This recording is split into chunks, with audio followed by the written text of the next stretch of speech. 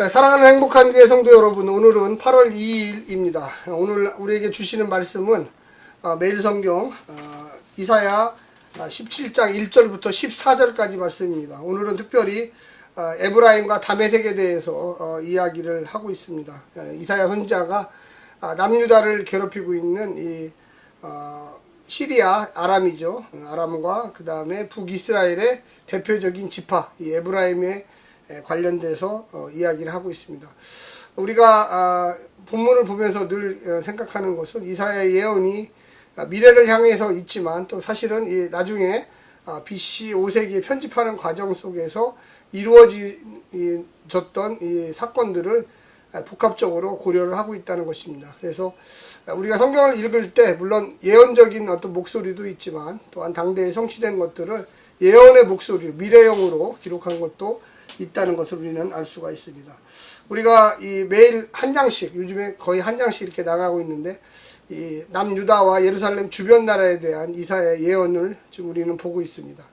우리가 하나님 나라를 생각하고 주님의 말씀에 순종하면서 나아갈 때 하나님께서 어떻게 우리의 앞날을 인도하시고 또 우리 주변에 있는 사람들 또 믿지 않는 자들과의 관계 속에서 어떻게 살아가야 하는지를 잘 보고 있습니다. 먼저 성우들이 읽어주는 말씀을 듣고 다시 오겠습니다.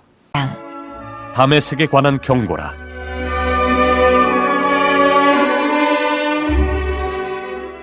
보라, 다메섹이 장차 성읍을 이루지 못하고 무너진 무더기가 될 것이라. 아로엘의 성읍들이 버림을 당하리니 양무리를 치는 곳이 되어 양이 눕되 놀라게 할 자가 없을 것이며, 에브라임의 요새와 다메섹 나라와 아람의 남은 자가 멸절하여 이스라엘 자손의 영광같이 되리라. 만군의 여호와의 말씀이니라. 그날에 야곱의 영광이 쇠하고 그의 살찐 몸이 파리하리니 마치 추수하는 자가 곡식을 거두어 가지고 그의 손으로 이삭을 벤 것 같고 르바임 골짜기에서 이삭을 주운 것 같으리라. 그러나 그 안에 주울 것이 남으리니 감람나무를 흔들 때에 가장 높은 가지 꼭대기에 과일 2-3개가 남은 같겠고 무성한 나무의 가장 먼 가지에 4-5개가 남은 같으리라. 이스라엘의 하나님 여호와의 말씀이니라. 그날에 사람이 자기를 지으신 이를 바라보겠으며 그의 눈이 이스라엘의 거룩하신 이를 뵙겠고 자기 손으로 만든 제단을 바라보지 아니하며 자기 손가락으로 지은 아세라나 태양상을 보지 아니할 것이며, 그날에 그 견고한 성읍들이 옛적의 이스라엘 자손 앞에서 버림받은 수풀 속의 처소와 작은 산 꼭대기의 처소 같아서 황폐하리니 이는 내가 내 구원의 하나님을 잊어버리며 내 능력의 반석을 마음에 두지 아니한 까닭이라. 그러므로 내가 기뻐하는 나무를 심으며 이방의 나무가지도 이종하는도다. 내가 심는 날에 울타리를 두르고 아침에 내 씨가 잘 발육하도록 하였으나 근심과 심한 슬픔의 날에 농작물이 없어지리라.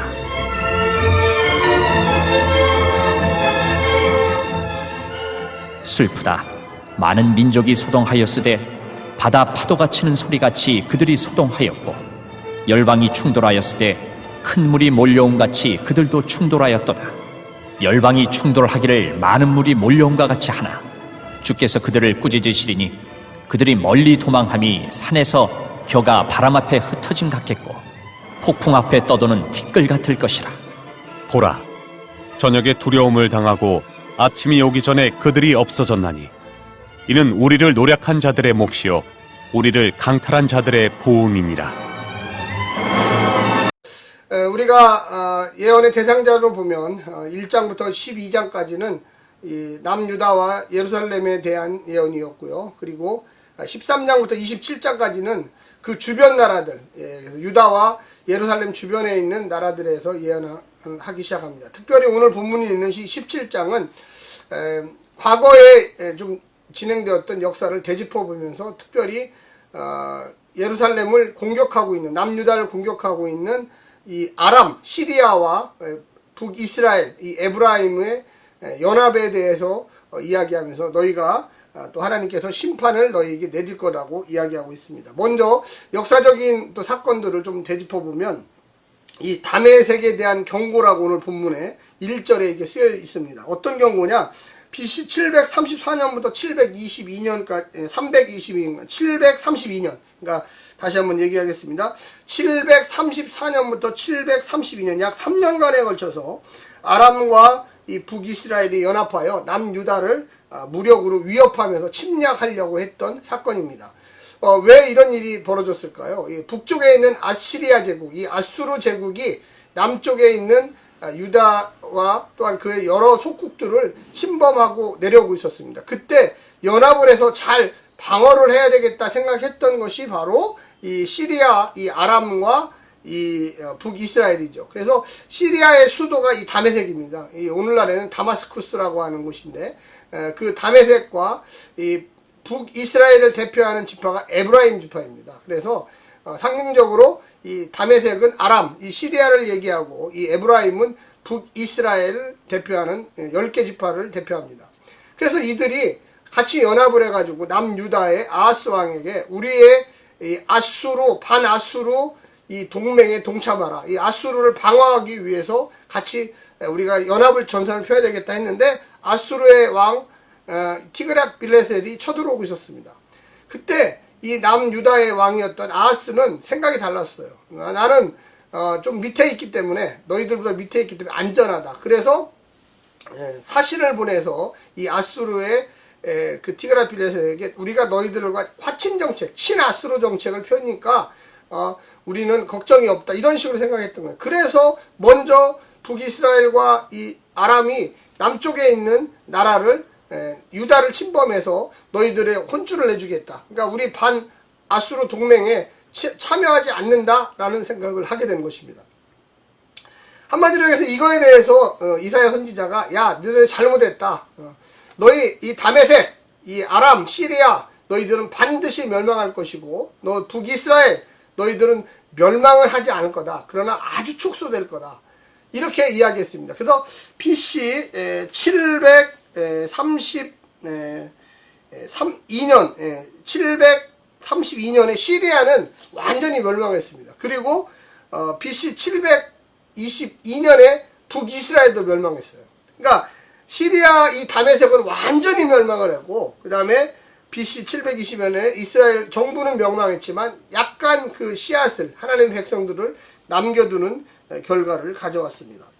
우리가 오늘 본문을 통해서 알 수 있는 것은 특히 12절부터 14절까지의 이야기는 일반적으로 하나님께서 열방을 꾸짖으면서 야, 열방의 주인이 누구냐? 12절에 보면 그래서 슬프다 많은 민족이 소동하였으며 바다 파도가 치는 소리같이 그들이 소동하였고 열방이 충돌하였으며 큰 물이 몰려옴같이 그들도 충돌하였도다. 쉽게 얘기하면 하나님이 판을 뒤집으신다는 거예요. 그래서 그냥 물이 막 쳐들어올 것처럼 하나님의 그 강한 열풍이 오면 안전한 나라가 없어요. 모든 나라들이 솟아나고 뭐 강대국 아수르라고 바벨론이라고 뭐 아주 뭐 우리는 안전하다. 절대 그렇지 않죠. 단지 하나님의 심판의 막대기로 아수르를 쓴 거고 심판의 막대기로 바벨론을 사용한 것입니다.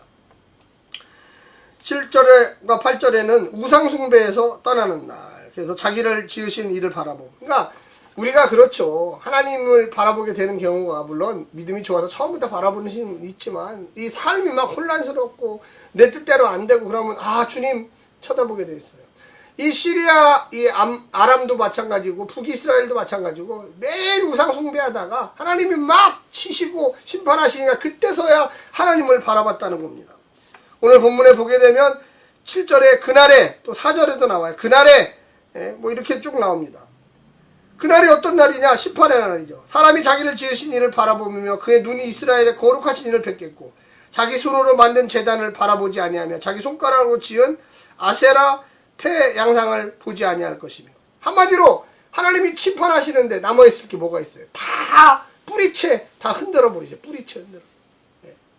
우리가 기억할 것은 하나님이 참으세요. 세상도 참으시고 우리 성도들도 참으세요. 그런데 그 참으심의 어떤 상황이 지나버리면 하나님은 믿는 자들이나 믿지 않는 자들이나 공평하게 심판하세요. 지금 코로나19의 상황 전 세계를 지금 강타하고 있잖아요. 뭐 강대국이나 뭐 약소국이나 뭐 사회 선진국이나 후진국이나 할 거 없어요. 우리가 이 땅에 살면서 지구라는 이 데를 수십억 년, 근데 단 1만 년 만에 완전히 정말로 땅바닥에 떨어뜨리는 화석연료, 인간의 증가, 또 인간의 그 무분별한 자연 오염, 그런 것들이 다시 하나님이 지어놓은 창조 질서를 파괴하니까 그것들이 우리 인간을 향하여 하나님의 심판으로 다가온다고 저는 생각해요. 하나님의 질서를 깨버리는 거잖아요. 하나님이 주시는 것을 다 허물어뜨린 거잖아요. 사람과 사람도 정의롭게 평화롭게 살아야 되지만 또 역시 마찬가지로 자연과 그 질서도 평화롭게 살아야 돼요. 우리 인간과 화합하고 또 서로 간에 존중을 해야 돼요. 근데 우리 인간은 욕심이 끝이 없어요. 여기 나오는 이 시리아하고 이 에브라임, 북이스라엘과 이 아람도 마찬가지예요. 하나님이 노하신 원인은 교만, 우상숭배. 그날에 내가 남겨두지 않겠다. 이사야가 지금 먼 미래를 보면서 예언도 하지만 그 예언의 성취가 BC 732년에 722년에 임했다는 것입니다. 우리는 하나님을 기억해야 합니다. 하나님의 섭리 안에 살아야 돼요. 내 마음대로 내 뜻대로 우리 인간의 뜻대로 인간이 뭐 머리가 좋다, 과학이 발달한다, 아무리 발달하고 아무리 뭐해도 하나님의 창조 질서 안에 순종하고 그것을 지키고 살아야 될 책임감이 있다는 것입니다. 오늘날 우리가 이 땅에 살면서 여러 가지 범죄함, 악함 이런 것들이 얼마나 많습니까? 회개해야 합니다. 그리고 다시 돌아가야 돼요. 하나님의 창조 질서 앞에 순종하고 무릎 꿇고 네! 우리 인간들이 순종하겠습니다 라고 결심해야 됩니다. 그와 같은 믿음을 가지시고 순종하시기를 간절히 부탁합니다. 오늘 하루도 승리하십시오. 샬롬.